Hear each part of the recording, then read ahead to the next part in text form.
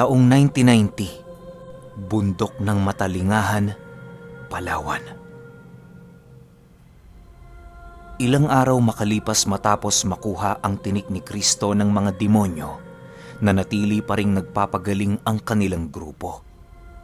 Kahit papaano, panatag naman noon sila Manong Buti, gawa ng naisalba na nila ang mga buhay ng 7 antingero. Hindi pa nila noon naisipang maglakbay patungong Palawan sa kadahilanang hindi pa sila handa at wala pa ang salaping kanilang pinapakuha. Ayon sa mga antingero noon, kinakailangan nilang maghintay ng ilang araw upang magawa ng mga engkantong kanilang inutusan na maibalik ang mga salaping na iwan nila Manong Buti. Bagaman nais na nila noong maglakbay, wala sila noong magagawa dahil wala silang sapat na salapi para maipangtustos sa gastusin ng kanilang grupo.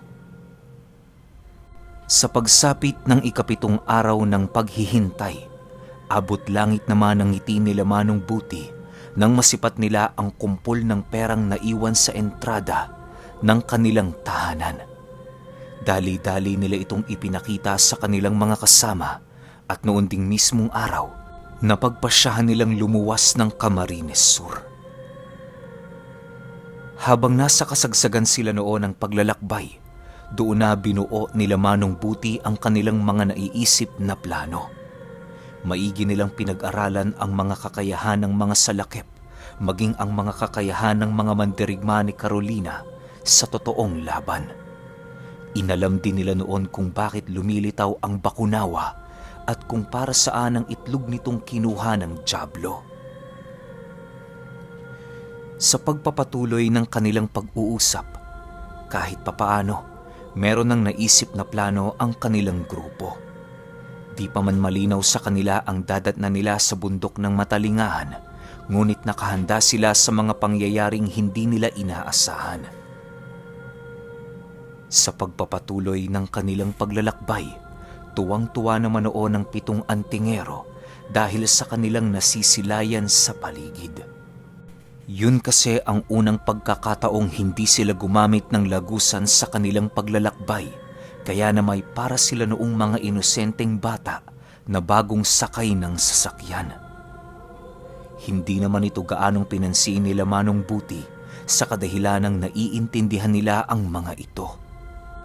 Makalipas ang ilang araw ng kanilang pag-usad, narating na nga nila ang iilang isla na kinakailangan nilang tawirin para marating ang Palawan. Dahil sa bagal ng kanilang pag-usad noon, halos hindi mapigilan ng mga antingerong gumamit ng lagusan sa kanilang paglalakbay. Mariin naman itong tinutulan ni Manong Armando sa kadahilanang madali sila noong matutunugan ng mga demonyo. Dahil sa hindi pagsang-ayon noon ng iilan, kung kaya't walang nagawa ang pinunong antingero, kundi ang gumamit ng transportasyong ginagamit ng mga ordinaryong tao. Isang linggo pa ang lumipas, narating na nga nila ang lugar ng Palawan. Doon na din sila dumaan sa dating dinaanan nila Manong Buti, nang sa gayoy hindi sila malito sa lugar. Habang papalapit sila noon sa Matalingahan, ramdam na nila ang kakaibang simoy sa buong paligid. Animoy kahit hindi pa man sila malapit sa lugar, may mga nararamdaman na silang mga itim na engkantong umaaligid. Kahit kararating lang nila noon sa lugar, hindi pa rin nila noon naiisipang magpahinga hanggat hindi pa nila nakikita ang bundok ng Matalingahan. Ilang oras pa ang lumipas, narating na nga nila ang isang bundok na kaharap nito, kung kaya't napagpasyahan na nilang magpalipas ng gabi sa lugar na yon. Hindi naman tumutol noon sila Manong Buti sa kadahilanang yon ang utos ng kanilang maestro. Habang nakaantabay noon ang kanilang grupo, panay naman ang ginagawa nila noong pagramdam sa buong paligid. May mga naririnig na sila noong pagpaparamdam ng iilang mga itim na engkanto, subalit ipinagsawalang bahala naman nila ang mga bagay na yon. Sa pagsapit ng hating gabi, doon na nga na alarma ang kanilang grupo nang makasilay sila ng isang napakalaking apoy sa gitnang bahagi ng matalingahan. Alam nila noong kagagawa nito ng demonyo, kung kaya't hindi nila noong maiwasang mabahala. Habang patuloy nilang pinagmamasdan ng kagilagilalas na pangyayari, hindi nila naiiwasang magbigay ng kanilang sariling opinyon ukol sa mga kaganapang kanilang nasasaksihan. Ilang minuto pa ang lumipas, doon naman nila nasipat ang pagliparan ng iilang mga nilalang na pinaniniwalaan nilang mga aswang. Bagaman hindi malinaw sa grupo nila Manong Buti ang mga nilalang na ipinakalat ng negosyante, natitiyak nilang mga aswang ang mga ito. Kinaumagahan, maaga pang umusad ang kanilang grupo patungo sa gilid na parte ng bundok na kanilang kinaroroonan. Doon nila ninais manatili hanggat hindi pa dumarating ang Biyernes Santo, nang sa gayoy walang makakapagmatsyag sa kanila roon na mga demonyo. Sa loob ng ilang araw nilang pagkubli sa lugar, nagawa nilang mapag-aralan ang mga bagay-bagay na ginagawa ng kanilang mga kalaban. Pagpatak ng Lunes, doon na nga dahan-dahang ginawa nila Manong Buti ang kanilang plano. Halos buong araw sila noong naging abala sa paggawa ng kanilang daan patungo sa bundok ng matalingahan.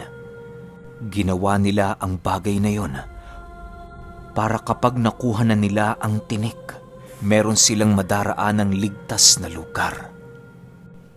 Matapos nilang maisagawa ang kanilang mga plano, pansamantala muna silang bumalik sa baryo upang makabili ng kanilang mga pangangailangan. Sila Manong Buti na lamang noon ang inutusan nang sa gayoy maiwasang magduda sa kanila ang mga taong naninirahan sa baryo. Nagpanggap din sila noon bilang magsasaka upang walang makatunog sa kanilang mga tagapagmasid na demonyo na naroon sa baryo.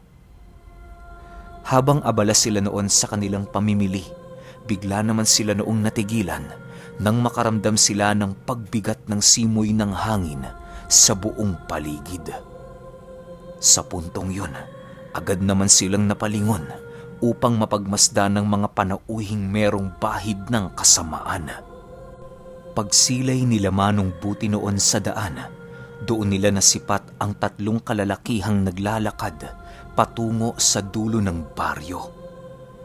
Meron itong kausap na isang taga-baryo na siyang nagtatanong kung ano ang pakay nila sa bundok.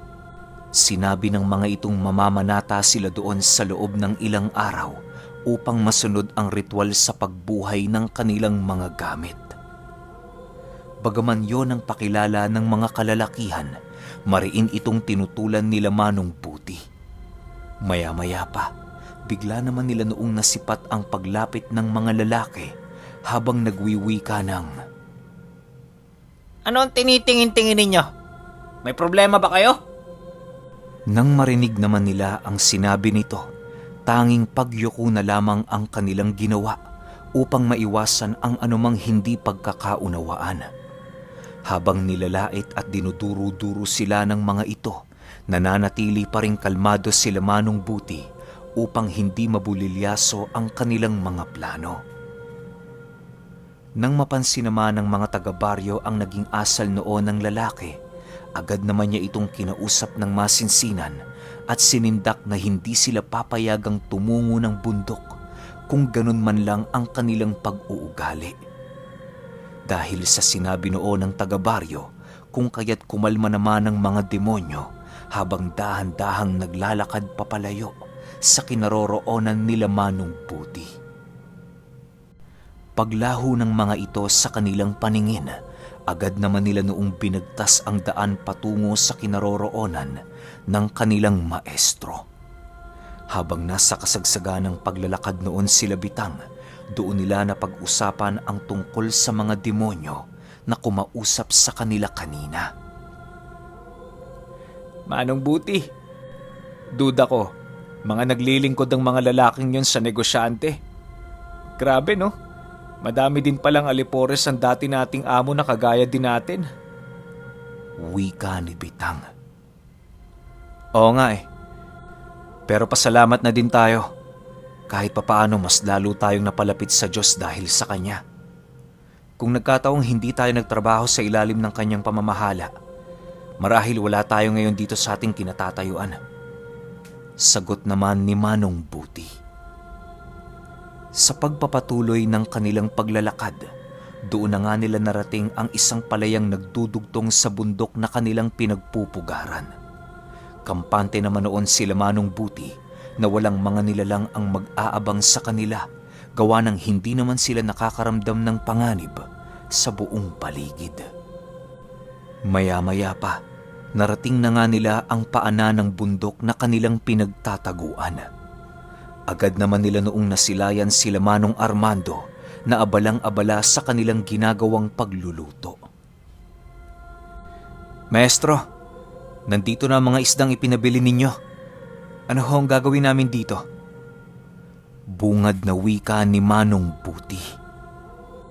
Nang marinig naman ni Manong Armando ang sinabi ni Manong Buti, inutusan niya itong alisan ng laman loob ang lahat ng kanyang daladalang isda. Pauusukan nila ang mga isdang yon upang hindi yun mabulok sa pagtagal ng panahon. Habang nasa kasagsagan sila noon ng kanilang mga gawain, bigla namang naantala ang pinunong antingero nang maramdaman nito ang mga panauhing naglalakad patungo sa kanilang kinaroroonan. Nang hindi na nila maatim ang paglapit ng mga nilalang, napagpasyahan na noon ang kanilang pangkat na kumprontahin ang mga ito. Pagsilay nila Manong Buti sa palayan, laking gulat na lamang nila nang masipat nila ang mga lalaking kumausap sa kanila kanina doon sa baryo. Sa puntong yon, agad namang sinabi nila Manong Buti sa mga antingero kung ano ang kanilang naramdaman sa mga panauhing papalapit sa kanilang kinaroroonan. Nang malaman ito nila Manong Armando, dahan-dahan naman nila noong kinuha ang kanilang mga armas. Kausapin ninyo ng maigi ang mga yan. Kami na ang bahala rito, Buti. Bulong ni Manong Armando. Nang marinig naman nila Manong Buti ang sinabi nito, agad naman sila noong lumabas sa kanilang pinagpupugaran upang salubungin ang mga nilalang. Pagsilay ng mga ito sa kanilang grupo, bigla namang ngumisi ang lalaking nakipag-usap sa kanila sa baryo habang nagsasabi ng, Ilang oras na namin kayong pinaghahanap sa baryo, pero hindi naman namin kayo makita. Mabuti na lang talaga. Malakas ang aming mga pang-amoy kaya natunto namin kayo rito. Ngayon, ano nga uli yung tinitingin-tingin nyo sa amin kanina? Dahil sa sinabi nito, kalmado namang sumagot si Manong Buti ng, Napatingin kami sa inyo sapagkat naramdaman namin ang baho ng budhi ninyo. Masama ba yun, mga Ginoo? Nang marinig ito ng mga lalaki, dali-dali naman itong lumapit sa kanila na para bang wala itong nararamdamang takot sa grupo ni Manong Buti. Dahil sa mga nangyari, wala nang nagawa sila Manong Buti kundi ang buong tapang na lamang na harapin ng mga nilalang. Paglapit ng mga lalaki sa kanilang kinatatayuan, bigla na lamang sumapak sa kanilang pagmumuka ang baho ng mga bunganga nito na para bang kaamoy ng isang baradong banyo. Sa puntong yon, agad namang napaatras ng bahagya sila Manong Buti upang iwasan ang kasukasukang baho ng mga lalaki. Nang akmang lalayo na noon sila Manong Buti, bigla naman silang natigilan nang maramdaman nila ang napakahigpit na paghawak ng mga ito sa kanilang kasuotan. Pilit man sila noong nagpupumiglas, subalit walang plano noon ng mga lalaki na sila ay bitawan. Maya-maya pa, hindi na naatim ni Manong Buti ang mga kabastusang pinaggagawa nito sa kanila, kung kaya't mabilisan naman niya noong hinugot ang punyal sa tagiliran at buong lakas nitong inundaya ng saksak ang lalaki. Pagtagos ng talim ng punyal sa katawan ng lalaki, dahan-dahan naman itong napaatras habang patuloy na iniinda ang sugat na kanyang natamo. Matapos ang mga pangyayaring yon, Doon na silayan nila Manong Buti ang pagsiangil ng mga nilalang habang dahan-dahang nanlilisik ang mga mata. Sa pagtuwad ng mga ito sa kanilang harapan, doon nila napagtanto na grupo ngayon ng mga aswang. Nang akmang magpapalit na ng anyo ang mga nilalang, mabilisan naman yung tinigalpo sa noo ng 7 antingero at kasabay nito ang kanilang pagtali sa mga galamay ng nilalang. Kisap mata lang naman noon ang dumaan nang maisagawa nila ang kanilang mga plano ng walang kahirap-hirap. Matapos maitali nila Manong Armando ang mga nilalang, agad naman nila itong dinala sa kanilang pugad. Doon ay binigyan nila ito ng panahong makabalik ang kanilang mga diwa sa kanilang mga katawan upang magawa nila itong matanong sa kung ano ang pakay nila doon sa lugar. Bago pa man sumapit ang hating gabi, tuluyan na ngang nakabalik ang mga aswang sa kanilang mga sarili. Panay pa ang ginagawang pagpupumiglas ng mga ito, subalit hindi nila nagawang makayanan ang higpit ng taling nakapulupot sa kanilang mga katawan. Huwag nyo nang pag-aksayahan ang oras ng pagtakas. Kapag mas lalo kayong nagpumiglas sa mga taling yan, mas lalo nyo lang pahihirapan ang inyong mga katawan. Wika ni Manong Armando. Dagdag pa nito na ang mga taling nakapulupot noon sa mga lalaki ay parang isang buhay na ahas kung susumahin. Mas lalong humihigpit ang paggapos nito sa kahit na anong nilalang na nagawa nitong mapuluputan. Kapag nagkataon namang iniutos ng taong nangangalaga sa taling yun na patayin ang kanyang pinuluputan, gagawin ito ng nilalang ng walang pagdadalawang isip. Nagiging imposible lamang ang ganoong bagay dahil sa kakayahang taglay ng kanilang pinunong antingero. Nang marinig naman ng mga kalalakihan ang naging pahayag ni Manong Armando, mabilis na namang kumalma ang mga ito habang patuloy na pinagmamasdan ang mga antingero. Halos ilang minuto din sila noong hindi kumibo hanggang sa hindi naglaon, nilapitan na sila ng pinuno ng mga antingero. Maaari bang malaman kung bakit nagagalit kayo kay Labuti? Huwag kayong mag-alala. Hindi namin kayo sasaktan kung makikipag-usap kayo sa amin ng maayos. Wika ng pinunong antingero na merong banayad na paninindak. Nang marinig naman ito ng mga aswang, tanging pagsipat na lamang sa lupa ang nagawa ng mga ito habang nagwiwika ang isa sa kanila ng, Sila kasi! Hindi nila inaalis sa amin ang mga paningin nila kanina. Kahit wala namang kaming ginagawang masama. Masakit sa amin yun. Isang napakalaking insulto para sa amin ang pagmasdan kami ng mga antingero na wala namang kaming ginagawa. Matapos marinig ito ng pinunong antingero, bigla naman itong natawa sa naging pasakalye ng aswang. Bagaman totoo ang sinabi nito, hindi pa rin niya maiwasang mapangiti, gawa ng hindi niya talaga maunawaan ang mga bagay na ipinaglalaban ng mga ganoong uri ng nilalang. Sa pagpapatuloy ng kanilang pag-uusap, doon na pag-alaman nila Manong Buti na hindi tubong palawan ang mga nilalang na kanilang nadakip. Tinawag umano sila noon ng negosyante upang makiisa sa gagawin nilang ritual pagsapit ng araw ng kamatayan ng Diyos. Wala noong binitawang kataga ang mga nilalang sa kadahilanang sa pagbanggit lamang ng bagay na yon, maaaring mapahamak ang kanilang mga buhay. Mapahamak ang inyong mga buhay. Sa tingin nyo ba ngayon, hindi mapapahamak ang inyong mga buhay kung wala kayong ibabahagi sa amin? Mag-isip nga kayo.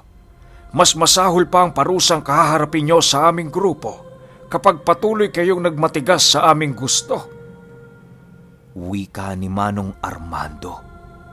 Nang marinig naman ito ng mga aswang, bigla namang tumitig ang isa sa mga ito habang sumasagot ng, Kahit lutuin nyo kami ng buhay, wala kayong makukuha sa amin. Matapos itong mailahad ng nilalang, Agad namang inilabas nila Manong Armando ang kanilang mga armas upang umpisahang bigyan ng leksyon ang mga kalalakihan. Habang naghahanda pa noon ang 7 antingero sa kanilang gagawin, pilit namang kinausap ng masinsinan nila Manong Buti ang mga ito nang sa gayoy hindi na sila mahirapan. Subalit kahit anong gawin noon ni Manong Buti, tila ba sintigas na ng bakal ang puso ng mga nilalang. Matapos maihanda ng mga antingero ang kanilang mga armas, wala na sila noong nagawa kundi ang pagmasda ng mga susunod na mangyayari. Paglagay ng pinunong antingero ng isang bakal sa kanyang kamao, agad naman niyang sinapak ng paisa-isa ang mga kalalakihan na kanilang nahuli. Halos sa bawat pagtama ng bakal na yon sa pagmumukha ng mga lalaki, kitang-kita nila Manong Buti ang pagtilapon ng iilan sa mga ngipin nito. Matapos itong gawin ng antingero, muli na naman niyang tinanong ang kanilang mga bihag sa nais gawin ng negosyante. Ngunit kagaya ng inaasahan, tumanggi pa rin noong magbahagi ang mga nilalang ng kahit na anong impormasyon. Dahil sa galit noon nila Manong Armando, doon na nila ginawa ang isa sa pinakamalupit na parusang maaaring maipataw sa isang demonyo o aswang. Ang ginawa nila noon, ipinahawak sa isang kahoy ang bawat kamay ng mga aswang at walang habas itong pinag-iitak hanggang sa kumalas ang mga daliri nito sa mismong kamay. Matapos itong gawin nila Manong Armando, tanging pag-angil at pag-iyak na lamang ang nagawa ng mga aswang. Ilang minuto pa ang lumipas, ninais nilang bigyan na muna ng pagkakataong makapag-isip ang kanilang mga bihag para hindi na sila gaanong mahirapan. 10 minuto. Bibigyan ko kayo ng 10 minuto. Kapag hindi pa rin lumambot yung mga paninindigan ninyo, alam nyo na ang mangyayari sa inyo. Wika ng pinunong antingero. Matapos nitong makapagsalita, agad din naman itong pinabantayan sa grupo nila Manong Buti ang kanilang mga bihag. Ilang minuto pa ang lumipas, bigla naman noong natigilan ang kanilang grupo nang masipat nila ang paglitaw ng mga salakip sa kalangitan.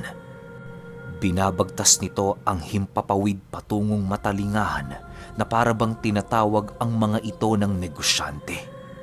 Hinayaan lang naman ito noon nila Manong Armando, gawa ng alam nila sa kanilang mga sarili na hindi pa yon ang oras para umatake. Sa pagpapatuloy ng kanilang pagmamasid sa mga salakip, doon nila nakita ang pinuno ng mga ito na nakatayo sa dulo ng bangka na merong daladalang tungkod. Sumuruton ang tawag sa nilalang na yon at yon ang nangangalaga ng lahat ng kaluluwang kanilang nakuha.